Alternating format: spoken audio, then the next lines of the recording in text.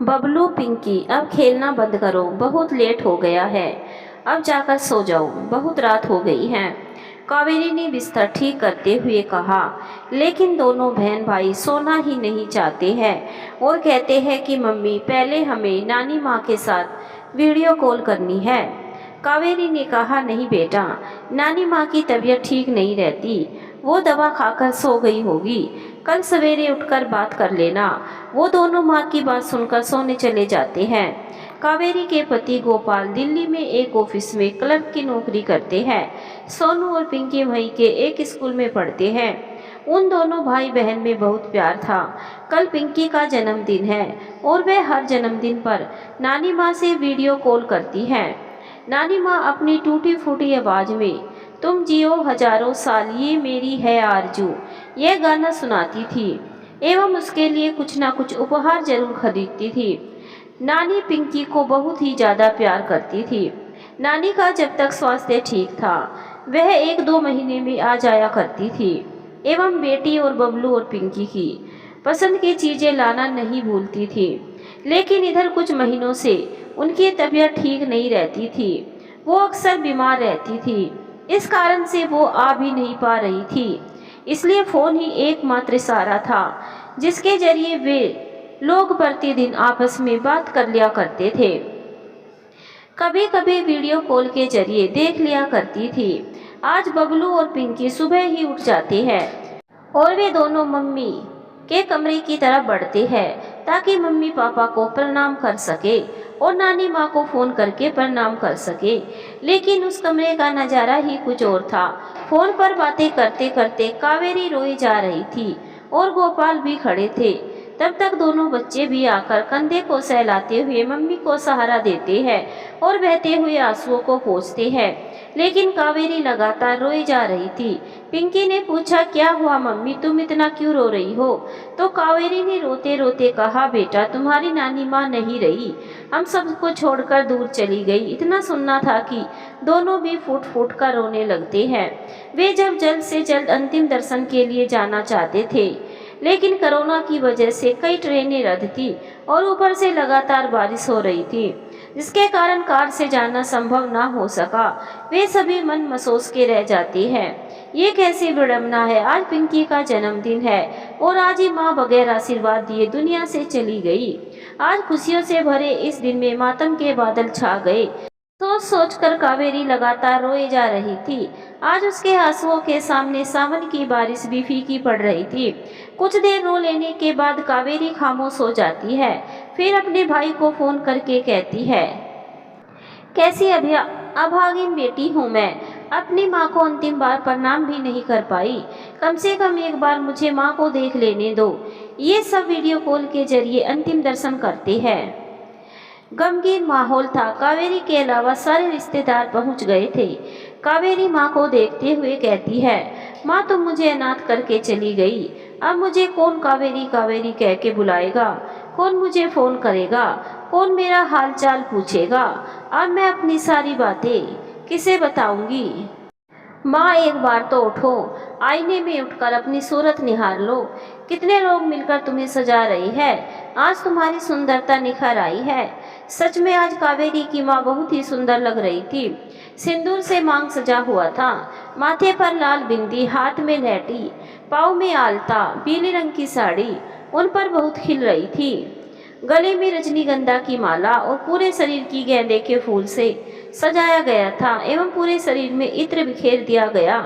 ऐसा लग रहा था कि कोई देवी आसमान से उतरकर धरती पर आ गई हो। आज उनकी सुंदरता में 4 चांद लग गए थे। माँ को देखकर कावेरी आंचल में मुंह छिपाकर फिर से रोने लगती है। पिंकी भी अवाक होकर देख रही थी। फिर उसने कहा, नानी माँ, तुमने यह क्या किया? आज तुमने ना तो हैप्पी बर्थडे कहा और ना ही गाना गाया और सिर्फ हमें रुला रही हो। बहुत अच्छा ही बर्थडे गिफ्ट दिया आपने। बबलू कहता है, नानी माँ उठ जाओ ना, हम आपसे कुछ नहीं मांगेंगे, आकर हमें गले तो लगा लो। ये कहकर सभी रोने लगते हैं। आज उन सभी के साथ घर की दीवारें, छत और घर का एक एक कोना रो रहा है। अब वे लोग 2-4 दिन बाद जाने की सोचते हैं, लेकिन अगले ही दिन पिता अचानक गंभीर रूप से बीमार पड़ गए और उन्हें एक निजी अस्पताल में भर्ती कराया गया है। यह सुनकर कावेरी अपने आप को रोक ना पाई और रोते रोते कहने लगी, माँ को खो ही दिया है, कहीं पिता को भी ना खो दूं। उसके बाद एक भी पल विलंब ना करते हुए वे अपने पति के साथ मायके चली जाती हैं। 2-3 दिनों में कावेरी के पिता जगन्नाथ जी घर चले आते हैं, लेकिन कमजोरी ने उनके शरीर को तोड़ दिया। वे ना तो उठ पाते थे, ना ही कुछ खा पी सकते थे। वे पहले ही मानसिक रूप से बीमार थे। एक तो पत्नी के बिछड़ने का गम, दूसरा बीमार होने की वजह से पूरे टूट गए थे। मानो वे पत्नी के बिछड़ने को बर्दाश्त नहीं कर पा रहे थे, अपनी व्यथा से बता नहीं पा रहे थे। सिर्फ जुबान हिलाकर कुछ कहना चाहते, पर किसी की समझ में कुछ नहीं आ रहा था। कावेरी से अपने पिता की हालत देखी नहीं जा रही थी। वो पिता को समय पर दवा पिलाती। जगन्नाथ जी बिल्कुल दूध मुहे बच्चे की तरह हो गए थे। वे खाने को चबाकर नहीं खा पाते थे। पूरा समय कावेरी पिता के पास बैठी रहती, अपने आंसू छुपाकर अपने पिता की हर संभव से स्वस्थ रहने की कोशिश करती। एक दिन कावेरी की छोटी भाभी जगन्नाथ जी को खाना खिला रही थी। शायद उसका खाना खाने का मन नहीं था और वे चबा भी नहीं पाते थे, इसीलिए उन्होंने मुंह का निवाला बहू के कपड़े पर गिरा दिया। इस पर बहू आग बबूला हो जाती है और सारा खाना उनके सिर पर उड़ेल देती है और कहती है, ये भी मर जाता तो अच्छा रहता, इनका भी श्राद्ध कर्म करके हम छुट्टी पा लेते। कावेरी बेचारी अवाक नजरों से यह वाक्य देखती है और खून के घूंट पीकर रह जाती है। पिता के कपड़े बदलते हुए कावेरी मन ही मन सोचती है कि माँ इन्हें अकेला छोड़कर क्यों चली गई, इन्हें भी अपने साथ लेकर चली जाती। अब इनका यहाँ क्या काम है। ये सारी चीजें भाई के सामने होता है। वो सिर्फ अपनी पत्नी को कहता है कि मेरे बाबूजी के बारे में ऐसा मत बोलो, आपस में लड़ाई ना हो जाए। इसी वजह से कावेरी भी चुप हो जाती है और उसका भाई भी इस कारण ज्यादा नहीं बोलता है। रोज दिन खाने को लेकर झंझट एवं पिता के लगातार गिरते स्वास्थ्य को लेकर वह चिंतित रहने लगी। तब कावेरी ने एक तरीका निकाला। वो अपने पिता को बच्चों वाला डब्बा बंद संतुलित आहार दूध में मिलाकर खिलाने लगी।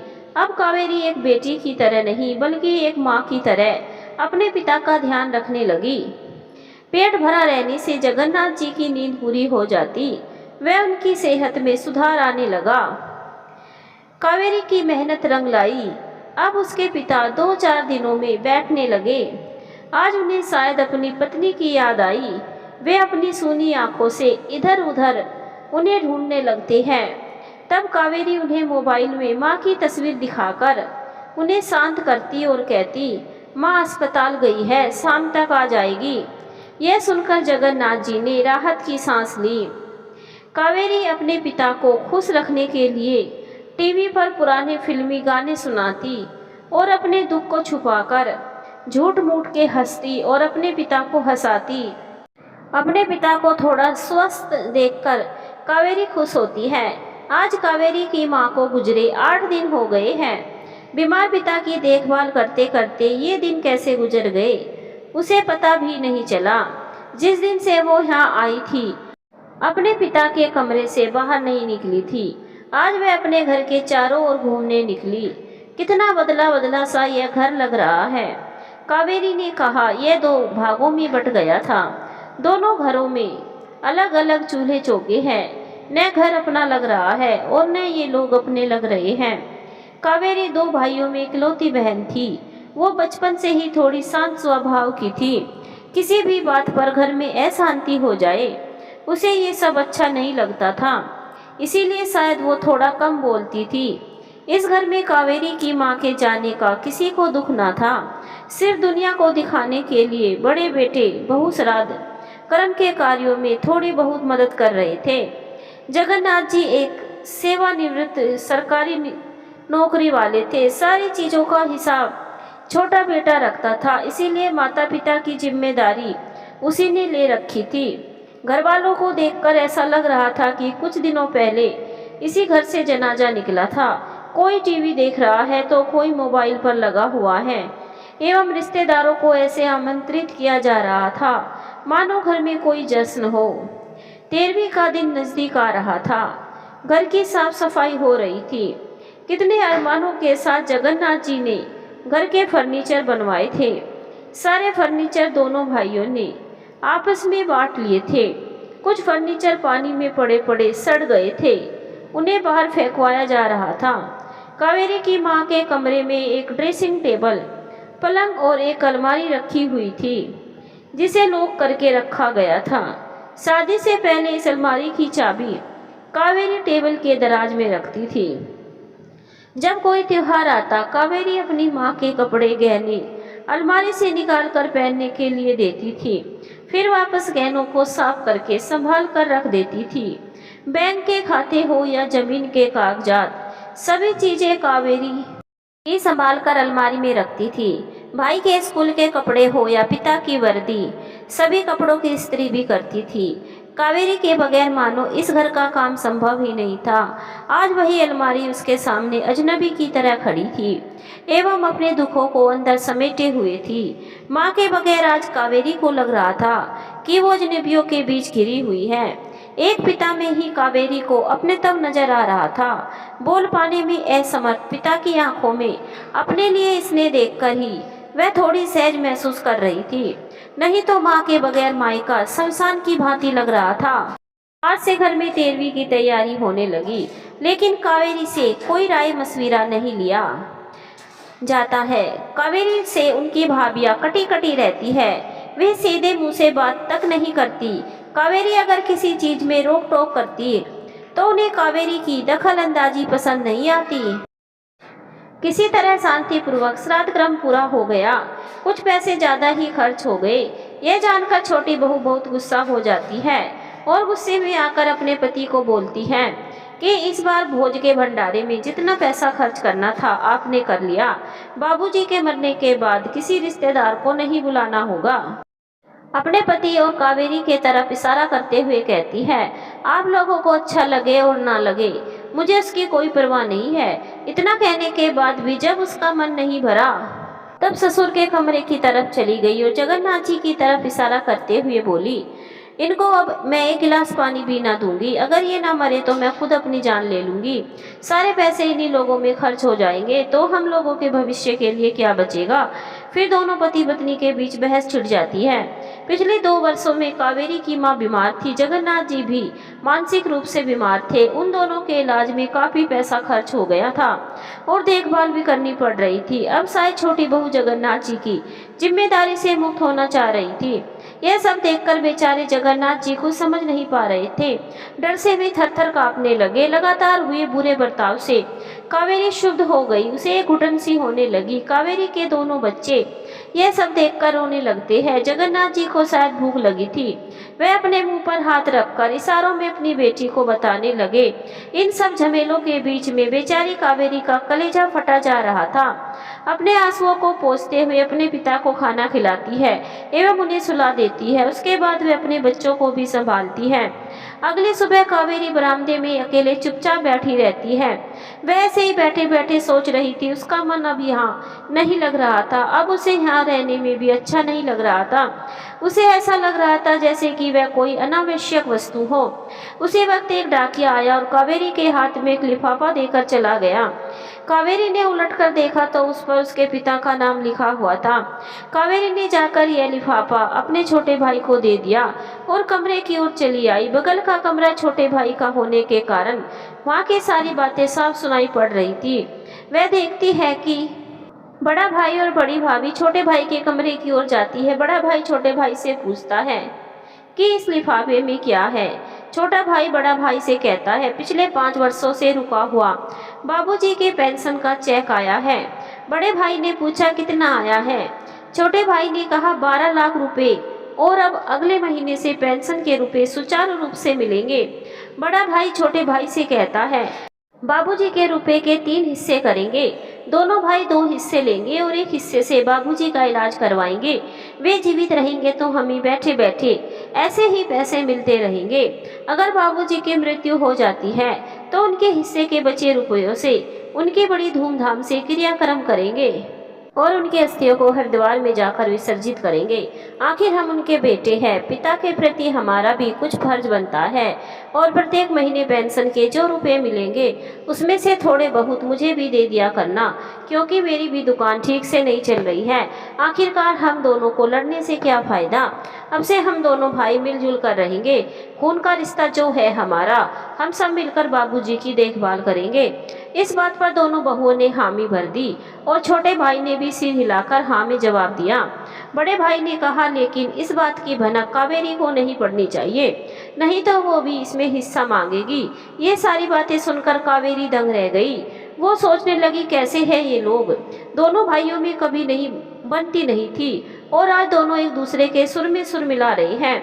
क्या ये वही दोनों भाई है? जब दोनों बीमार पड़ते थे मैं ही रात भर जाकर बुखार देखती और पानी की पट्टियां बदलती रहती एवं समय पर दवाई भी पिलाती। दोनों भाभियां तो पराई थी, मगर दोनों भाई तो अपने हैं। मुझसे भी तो उनका खून का रिश्ता है, लेकिन पैसों की खातिर एक पल में मुझे पराया कर दिया। अब शायद रिश्ते बदल गए हैं और रिश्तों के मायने भी बदल गए हैं। इन सब बातों को सोच सोचकर कावेरी को रिश्तों से घृणा आने लगी। सारे रिश्ते तार तार हो गए। वह एक घायल पंछी की तरह तड़पने लगी। अगले दिन वह सुबह उठकर बाबूजी के कमरे की तरफ जाती है और देखती है कि दोनों बहुएं अपने ससुर की सेवा में तत्पर है। समय पर अपने ससुर को खाना खिला रही है। दोनों बेटों ने फल एवं दवाई लाकर दिया। पत्नी के गुजर जाने के बाद से किसी ने भी जगन्नाथ जी की सुध नहीं ली। वे मरे या बचे, किसी को कोई फिक्र नहीं थी। आज पैसे के आ जाने पर सबकी नीयत बदल गई। कावेरी सोचती है कि जब बाबूजी की सारी जमा पूंजी माँ के इलाज में खत्म हो गई, तब ये एक बोझ बन गए थे। बेवजह इन्हें प्रताड़ित किया जाता और हर वक्त इनकी मौत मांगी जा रही थी। आज पैसे आने पर ये बाबूजी के फिक्रमंद हो गए हैं। आज उनकी पूरी आवभगत की जा रही है। अब जब तक बाबूजी जीवित रहेंगे इन्हें पैसे मिलते रहेंगे। चलो पैसे की खातिर ही सही, अब ये लालची लोग बाबूजी की अच्छे तरीके से देखभाल करेंगे। यह सोचकर कावेरी पिता की तरफ से निश्चिंत हो जाती है और एक राहत की सांस लेती है। कावेरी मन ही मन अपनी माँ को आभार व्यक्त करती है और कहती है, मुझे पूरा विश्वास है कि यह चमत्कार तुमने ही किया है माँ। कावेरी अपने कमरे में कपड़े समेट रही है। आज वह अपने मायके से चली जाएगी। अचानक उसे कुछ याद आता है और वह अपने पिता के कमरे में चली जाती है और वहाँ उसकी माँ के पलंग के नीचे एक सूटकेस रखा रहता है। कावेरी उसे खोलकर देखती है, लेकिन उस सूटकेस में तो कुछ भी नहीं है। खाली सूटकेस देखकर कावेरी ने अपने दोनों भाइयों को बुलाया और कहा, ऐसा कैसे हो सकता है? माँ ने अभी कुछ दिनों पहले ही मेरे लिए 2 साड़ियाँ और दोनों बच्चों के लिए कलाई घड़ी खरीद कर रखी थी। अभी ये सब चीजें कहाँ चली गई? दोनों भाइयों ने कुछ नहीं बोला, लेकिन आज कावेरी बर्दाश्त नहीं कर सकी और बोल उठी, क्या तुम लोगों की बचपन की आदत अभी भी नहीं गई? बचपन में जब माँ मेरे लिए खाना परोसती थी, तुम लोग मुझे चिढ़ाने के लिए मेरे हाथों से खाने की थाली छीन लिया करते थे। ठीक उसी तरह आज भी मुझसे पूछे बगैर मेरी माँ की अंतिम निशानी तुम लोगों ने ले लिया और हो सकता है तुम लोगों ने अब तक मेरी चीज़ों को आपस में बांट लिया होगा। अब बताओ मैं किसके हिस्से में जाऊं? तुम लोगों ने रिश्तों को भी हिस्से में बांट लिया है। कावेरी की आवाज़ सुनकर बहुएं भी आ जाती है। कावेरी के भाइयों को शायद ही इन चीज़ों के बारे में कुछ पता नहीं था। उन्होंने अपनी पत्नियों की तरफ देखा तो पत्नियों ने आंखों से इशारा करके चुप रहने को कहा। इतना कहने के बाद कावेरी अपने कमरे में चली जाती है। अपने भाइयों के बारे में सोचती है कि कितना गिर गए हैं ये लोग। अब मेरी चीज़ें भी चुराने लगे और मैं चोरी का इल्जाम भी नहीं लगा सकती, क्योंकि ये घर तो उनका है। जब माँ ही नहीं रही तो उनकी चीज़ों का क्या मोह। आज कावेरी को ऐसा लग रहा है मानो माँ के साथ साथ सारे रिश्तों ने दम तोड़ दिया है। कावेरी जब भी दुखी होती थी तो उसकी माँ उसको हंसते हंसते कट जाए रस्ते, जिंदगी यूं ही चलती रही, खुशी मिले या गम ना बदलेंगे हम, यह गाना सुनाकर खुश कर देती थी। कावेरी आज अपनी माँ की उसी जादुई आवाज़ को याद करते हुए कहती है, माँ आज तुम यह गाना सुना देती और मैं तुम्हारे कंधे पर सिर रखकर रो लेती तो मेरा मन हल्का हो जाता। देखो माँ, आज कोई भी मेरे पास नहीं है। एक पिता भी है तो वो भी जिंदा लाश है। मैं अपना दुख किसे बताऊं? इतना कहकर वह रोने लगी और अपने आंसुओं से भीगे चेहरे को तकिए में छुपा लेती। कुछ देर वह ऐसे ही बिछावन पर पड़ी रहती है, फिर एकाएक उठती है और जाकर भाइयों को बोलती है, माँ का तो नहीं देख पाई, थोड़ी देर के लिए माँ की अलमारी खोल देना, उनके कपड़ों को ही देख लूंगी, क्योंकि आज मैं चली जाऊंगी। दोनों भाइयों ने कहा कि वे किसी काम से बाहर निकल रहे हैं। कावेरी को पूरा यकीन था कि उनके भाई उस अलमारी को खोलकर माँ के कपड़े दिखा देंगे, क्योंकि कावेरी ने तो कोई कीमती चीज नहीं मांगी थी। कावेरी पूरी उम्मीद के साथ भाइयों का इंतजार करने लगी। दोपहर हो गई लेकिन छोटा भाई नहीं आया। अपने समय से कुछ देरी करके बड़ा भाई आया तो कावेरी ने सोचा कि शायद भाई खाना खाकर मुझे बुलाएगा। कावेरी थोड़ी देर रुकती है और वह भाई के कमरे की ओर जाती है और पूछती है, क्या कर रहे हो भाई? तो भाई ने कहा, मेरा सर में दर्द है और मैं थोड़ी देर सोना चाहता हूँ। कावेरी समझ जाती है कि उसका भाई अलमारी खोलने के चलते बहाना बना रहा है। आज शाम की ट्रेन से कावेरी जाने वाली है। वह बहुत उदास है और दुखी मन से खिड़की के बाहर देखने लगी। तब उसे अपनी माँ के लगाए हुए गुलाब और कनेर गेंदा के पौधे दिखाई दिए और वह अपने कमरे से निकलकर पौधों में पानी देने लगी और कुछ देर पौधों के पास बैठ गई। पौधों में पानी देने लगी, कुछ देर पौधों के पास बैठ गई, मानो वह अपना दुख पौधों को बता रही हो। उसके बाद वह अपने कमरे में चली आई। आज उसे अपनी माँ की बहुत याद आ रही है और वह अपनी माँ की यादों में खो गई है। जब भी मायके से वह जाने लगती थी, 2 दिन पहले से ही उसकी माँ अपनी बेटी, दामाद एवं नाती नातिन की पसंदीदा चीजें जुटाने में लग जाती। अपने हाथों से तरह तरह के लड्डू, पकवान एवं नमकीन बनाकर डब्बे में भर कर देती। कावेरी की पसंदीदा चॉकलेट देना तो उसकी माँ कभी नहीं भूलती थी। कावेरी बोलती, माँ क्या मैं बच्ची हूँ? इस पर माँ बोलती, तुम कितनी भी बड़ी क्यों ना हो जाओ, लेकिन मेरी नज़र में तुम सदा बच्ची ही रहोगी। सामानों से दो तीन बैग भर जाते थे, लेकिन माँ का मन नहीं भरता था। कावेरी बोलती, माँ ये सारी चीजें वहाँ भी दुकानों में मिलती है, इन सब में इतने पैसे क्यों खर्च कर रही हो? इस पर कावेरी की माँ हंसकर बोलती, बेटियों को कुछ देने में कीमत नहीं देखी जाती और इन सब चीजों में मेरा प्यार छुपा है। अभी तू ये सब नहीं समझेगी, जब तेरी बेटी की शादी होगी तब मेरे प्यार का मतलब तुम समझोगी।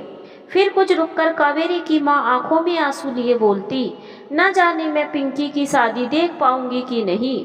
बड़ी मिन्नतों के बाद पिंकी मेरे जीवन में आई है, न जाने ईश्वर ने मेरी किस्मत में यह सुख लिखा है कि नहीं। यह कहकर वह दुखी हो जाती थी। थोड़ी देर बाद वह कहती, मेरी पिंकी की शादी किसी अच्छे घर में करना।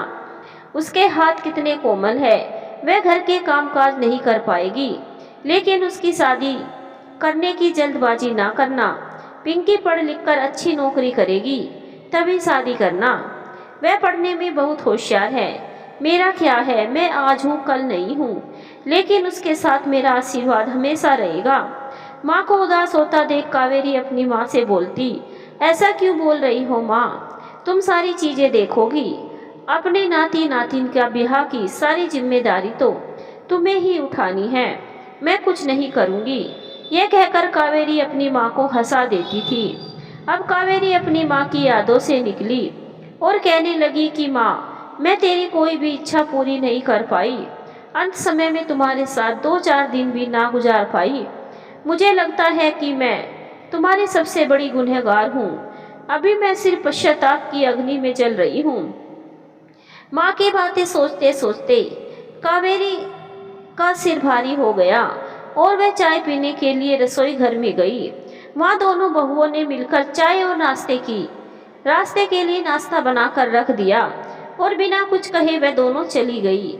बड़ी बहू अपने कमरे में पंखे के नीचे बैठ गई और छोटी बहू घर के बाहर पेड़ के नीचे बने चबूतरे पर बैठकर पड़ोसन के साथ बतियाने लगी। उन लोगों के व्यवहार से कावेरी को बहुत दुख पहुंच रहा था।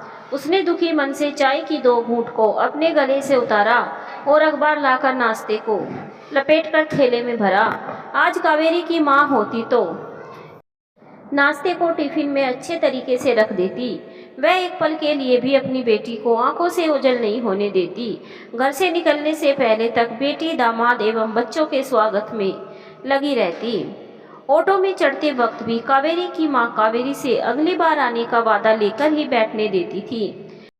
जब यहाँ यह हालत है कि कोई पास खड़े रहने को तैयार नहीं है, दो मीठे बोल क्या बोलेंगे। किसी ने भी कावेरी से इतना ना कहा। माँ नहीं है तो क्या हुआ, तुम हर त्योहार में आती रहना, तुम्हारा ही घर है, जब भी तुम्हारा मन करे तुम आ जाना। अब यहाँ हालात बदल गए। अभी ये सब कावेरी के जाने का इंतजार कर रहे हैं। आज कावेरी ने इस घर में अपनी माँ की कमी को पल पल महसूस किया। घर वालों के बर्ताव से उसे याद आया, जब वो पिछली बार आई थी उस समय उसकी माँ बीमार थी। वह अपनी छोटी बहू से बोली, इस बार मैं कुछ बनाकर नहीं दे सकती, इसीलिए काजू एवं पिस्ता मंगवाकर कावेरी को दे दो। इतना सुनते ही छोटी बहू तुरंत बोली, ये सब बहुत महंगे होते हैं। इस पर माँ बोली, बेटी को देने से कभी किसी का कुछ नहीं घटता, लेकिन फिर भी बहू ने माँ को कई चीजें मंगवा कर नहीं दिया। उसके इस व्यवहार से माँ बहुत दुखी हो गई थी। तब कावेरी ने किसी तरह इस बात को संभाल लिया था, लेकिन आज कावेरी को लग रहा है कि इनके नियत में तो पहले से ही खोट थी। आज माँ के ना होने पर उनका मनोबल बढ़ गया और आज ये लोग कावेरी से हमेशा के लिए मुक्त होना चाह रहे हैं।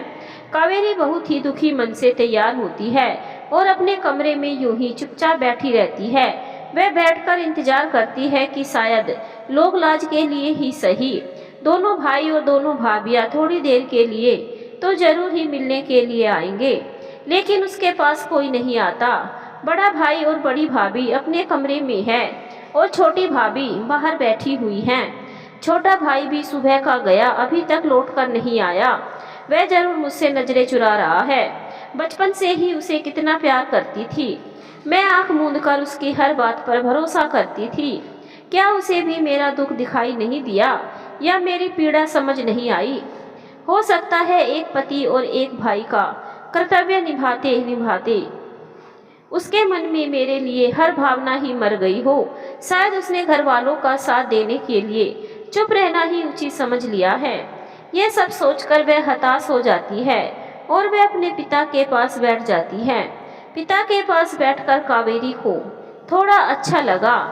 इधर उधर देखते हुए वह कमरे के चारों ओर नजरें दौड़ाती है, मगर माँ की एक भी निशानी नहीं दिखती। शायद माँ के जाने के तुरंत बाद उनकी हर चीजों को इन लोगों ने फेंक दिया। इस कमरे को देखकर लगता ही नहीं कि माँ कभी यहाँ रहती थी। तभी कावेरी की नज़र माँ की अलमारी पर पड़ती है। अब वो भली भांति समझ गई कि क्यों नहीं इसे खोला गया। शायद माँ के गहनों के कारण यह अलमारी नहीं खुली। उन्हें डर होगा कि कहीं मैं माँ के गहने में से कुछ गहने ना ले लूं। लगता है इन गहनों के कारण ही इन लोगों ने मुझे बताया तक नहीं कि माँ की हालत बहुत ज़्यादा खराब थी। हो सकता है इन लोगों के बदले व्यवहार से माँ भी दुखी रहती होगी और उन्हें बेटे बहुओं से मानसिक प्रताड़ना मिलती होगी, जिससे उनकी तबीयत ज़्यादा खराब हो गई और वो समय से पहले ही चली गई।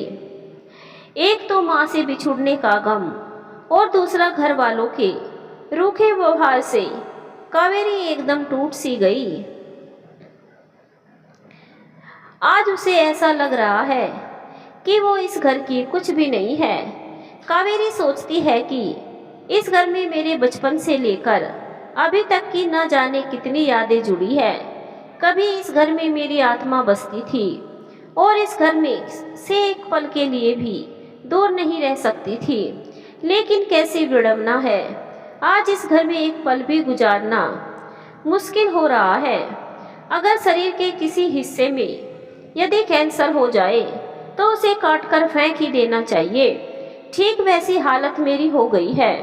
इस घर के सारे लोग मुझसे छुटकारा पाना चाहते हैं। ये लोग क्यों नहीं समझते कि मेरा जन्म भी इसी घर में हुआ था और इसी घर से मेरी पहचान है। क्या इसी दिन के लिए ईश्वर ने बेटियों को बनाया? जहाँ वे जन्म लेती है वहीं से उनका अस्तित्व मिट जाता है। कावेरी अपनी माँ को याद करते हुए कहती है, माँ नहीं है तो क्या हुआ, पूरे परिवार के साथ कुछ पल गुजारना चाहती थी और अपने दुखों को हल्का करना चाहती थी। अलमारी में पड़े कपड़ों को छूकर मैं अपनी माँ को महसूस करना चाहती थी। उनके कपड़ों को अपने कलेजे से लगाकर थोड़ी देर रो लेती। कुछ देर के लिए ही सही मुझे अपनी माँ के आंचल का सहारा तो मिल जाता। क्या यही कसूर है मेरा? क्या माँ के ना रहने पर मेरे लिए मायके का वजूद खत्म हो गया? अब मैं इस घर से और इन लोगों के जीवन से हमेशा के लिए चली जाऊंगी। कावेरी ने दीवार पर टंगी अपनी माँ की तस्वीर को उतार कर इस तरह सीने से लगा लिया मानो वह अपनी माँ के गले से लिपटी हुई है। कुछ देर बाद ऑटो की आवाज़ से उसका ध्यान टूटा और वह हड़बड़ा कर उठती है और अपने पिता को प्रणाम करती है एवं माँ की तस्वीर को प्रणाम करके वापस दीवार पर लगी खूंटी पर टांग देती है। कावेरी डबडबाई आंखों से एक बार फिर कमरे के चारों तरफ देखती है। शायद वहाँ की कोई निशानी दिख जाए, लेकिन कहीं कुछ नहीं दिखा। अब वह आईने के पास खड़ी होकर अपने आंसुओं को पोंछने लगी। माँ कावेरी को आईने के सामने अपनी माँ की सिंदूर की डिबिया दिख गई और उसके होठों पर थोड़ी सी मुस्कान आ गई। कावेरी अपने बच्चों को सिंदूर की डिबिया देकर कहती है, बेटा इसे संभाल कर रख दो, यह अनमोल निशानी तुम्हारी नानी माँ ने मेरे लिए रख छोड़ा है। कावेरी अपने बड़े भाई से भेंट करने के लिए उसके कमरे के सामने पहुंचती है, लेकिन उसे देखते ही भाई और भाभी अपना मुंह फेर लेते हैं, मानो अप्रत्यक्ष रूप से वे कावेरी को भविष्य में भी इस घर में आने से मना कर रहे हो। समय ने कावेरी के साथ कैसा खेल खेला। कभी कावेरी अपने माता पिता की आंखों का तारा थी। गलती से भी उन लोगों ने कभी कावेरी को आंखें भी ना दिखाई होगी। आज अपने ही घर में उसके साथ परायों की तरह सलूक किया जा रहा है। लेकिन आज के इस दुर्व्यवहार से कावेरी पूरी तरह से टूट गई और उसे ऐसे लगने लगा कि इस घर के दरवाजे उसके लिए हमेशा के लिए बंद हो गए। भाई भाभी के बुरे बर्ताव से अब वह और अपमानित नहीं होना चाहती थी। इसीलिए कावेरी ने भी फैसला लिया कि उसे अब इस दुख के भंवरजाल से निकलना है और इन जबरदस्ती के बंधनों से मुक्त होना होगा। वह अपने भाई भाभी को बोलती है, आप लोग अगर मुझे अपनी जिंदगी में शामिल नहीं करना चाहते तो कोई बात नहीं, आज मैं भी आप लोगों की जिंदगी से दूर चली जा रही हूँ। अब आप लोग अपने हिस्से लेकर खुश रहिए। आप लोग अगर चाहे भी तो शायद ही यह रिश्ता दोबारा जुड़ सके। यह कहकर कावेरी घर से निकलने लगती है और दीवारों को छूकर कहती है, इन दीवारों से भी मेरी हर निशानियां मिट चुकी है। शायद इस घर को भी मेरी जरूरत नहीं है। शाम हो गई है, सूर्य डूब चुका है एवं चारों ओर उदासी ही छा गई है। कावेरी दुखी होकर अपने घर से निकलती है और मायके के चौखट को प्रणाम करती है। आसमान की ओर देखते हुए वह अपनी माँ को याद करके कहती है, देख माँ, तेरी बेटी इस दहलीज से खाली हाथ जा रही है। ना उसका कोई अपना है, ना अपनों का प्यार है, ना कोई इसके साथ है। इतना कहने के साथ ही उसकी आंखों से आंसू निकलने लगे। आज इस तरह से बेटी की विदाई देखकर कावेरी की माँ की आत्मा तड़प गई होगी। मायके से ठुकराई बेटी को देखकर किस माँ का कलेजा नहीं फटेगा। आज अगर उसकी माँ जीवित होती तो वह भी जीते जी मर जाती। कावेरी भारी कदमों से आगे बढ़ने लगी, लेकिन मुश्किल से 2-4 कदम चलने के बाद वह अचानक रुक गई। उसे ऐसा महसूस हुआ कि उसकी माँ पीछे से उसका आंचल खींच रही है। कावेरी एक पल के लिए यह भूल गई कि उसकी माँ अब इस दुनिया में नहीं है। वह खुशी के मारे जल्दी से पलटती है। उसके कंठ की आवाज़ भी भारी भर जाती है। सिर्फ किसी तरह से वह इतना ही कह पाई, माँ तुम हो क्या? पीछे मुड़ने के बाद वह देखती है, वहाँ तो कोई नहीं है, लेकिन अब भी उसे ऐसा लग रहा है कि कोई उसका आंचल खींच रहा है। तब वह नीचे की ओर देखती है कि उसका आंचल तो माँ के लगाए गुलाब के पौधों में फंस गया है। वह अपना आंचल छुड़ाकर नीचे बैठ गई। उसे ऐसा महसूस हुआ कि उस पौधे में उसकी माँ की आत्मा बसी है और वह रोते हुए कावेरी से पूछ रही है कि बेटा फिर कब आओगी? कावेरी अपनी आंखों में आंसू लिए हुए कहती है कि माँ अब मैं कहाँ आऊँ, यहाँ कौन है मेरा? यह कहकर वह फूट फूट कर रोने लगती है। कुछ देर रो लेने के बाद वह अपने आंसुओं को पोंछती है और फूलों पर पड़ी हुई पानी की बूंदें जो उसकी माँ के आंसू की तरह लग रहे थे, उसे कावेरी अपने आंचल से पोंछने लगती है और कहती है, अब मैं तुम्हें और रोने नहीं दूंगी माँ। कावेरी को आज ऐसा लगा कि पौधे के रूप में उसे माँ मिल गई और वह अपनी माँ से कहने लगी, माँ मैं तुमसे दूर नहीं रह सकती, अब मैं तुम्हें हमेशा अपने साथ रखूंगी। अपने अंतिम समय के कुछ दिनों पहले तुमने मुझसे कहा था, कावेरी मैं यहाँ नहीं रहना चाहती, मुझे यहाँ से ले जाओ, मैं तुम्हारे साथ कुछ वक्त गुजारना चाहती हूँ। कम से कम अपनी आंखें मूंदने से पहले मैं तुम्हें एक बार देखना चाहती हूँ, लेकिन मैं तुम्हारी इतनी सी ख्वाहिश भी पूरी नहीं कर पाई। परिस्थिति बस मैं तुम्हें अंतिम बार देख भी नहीं पाई। मुझे लगता है मैं तुम्हारी सबसे बड़ी गुनहगार हूँ। मैं हाथ जोड़कर तुमसे माफ़ी मांगती हूँ। अब जब तुम मुझे मिल गई हो तो मैं तुम्हें छोड़कर नहीं जाऊँगी। तुम्हारी देखभाल करने से मुझे पश्चाताप करने का मौका मिल जाएगा एवं तुम्हारे होने से मेरा घर आंगन सदैव खिला खिला रहेगा। इस पौधे की कांटे मुझे पिछले कुछ दिनों की कड़वी बातें और दुख दर्द की चुभन याद दिलाती रहेगी, लेकिन ये फूल मुझे हमेशा तुम्हारे होने का हमेशा एहसास कराएगी।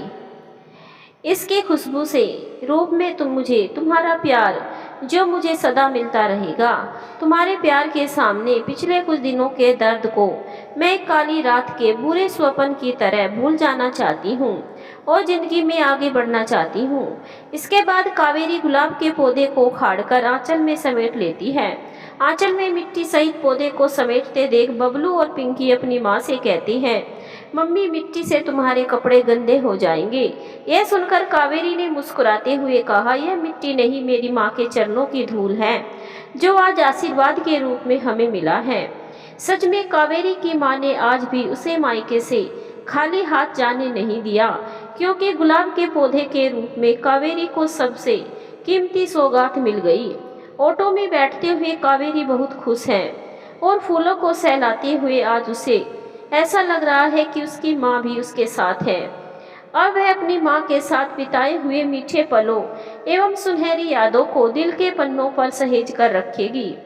अपनी माँ के साथ गुजारे लम्हे ही यादगार के रूप में उसके लिए सबसे अनमोल है। एक दृढ़ संकल्प के साथ उसने प्रण लिया कि वह अपनी जिंदगी को नए सिरे से जिएगी एवं अपनी माँ के सारे सपने पूरे करेगी। आज जब जिंदगी ने उसे मौका दिया है तो वह भी अपनी जिंदगी को मौका जरूर देगी। वह अपने बच्चों को पढ़ा लिखा कर जरूर काबिल बनाएगी एवं अपने माँ का नाम रोशन करेगी। दुख के सागर में गोता लगाते लगाते शायद आज कावेरी के सारे दुखों का अंत हो गया। आज कावेरी को बहुत दिनों के बाद सुकून महसूस हो रहा है। आज उसे अपनी माँ के प्यार की अनुभूति हो रही है। उसे ऐसा लग रहा है कि वह अपनी माँ की गोद में सोई हुई है और उसकी माँ उसके बालों को सहलाते हुए, तू जहाँ जहाँ रहेगी मेरा साया साथ होगा, यह गीत गुनगुना रही है। और कावेरी आंखें मूंदकर अपनी माँ के प्यार एवं कोमल स्पर्श को महसूस कर रही है। आज उसके मन में जीवन को नए तरीके से जीने की नई तमन्ना जागृत हो गई है। इतने में ऑटो चलने लगती है और अब वह एक बार भी पीछे मुड़कर नहीं देखती। शायद विधाता ने बेटियों की किस्मत में यही लिखा है कि जिस मिट्टी की वे जड़ें होती है वहाँ वे फिर से जुड़ नहीं पाती। अपने लिए वे एक नया जहान बनाती है। आपको हमारी कहानी कैसी लगी प्लीज़ कमेंट करके ज़रूर बताएं। धन्यवाद।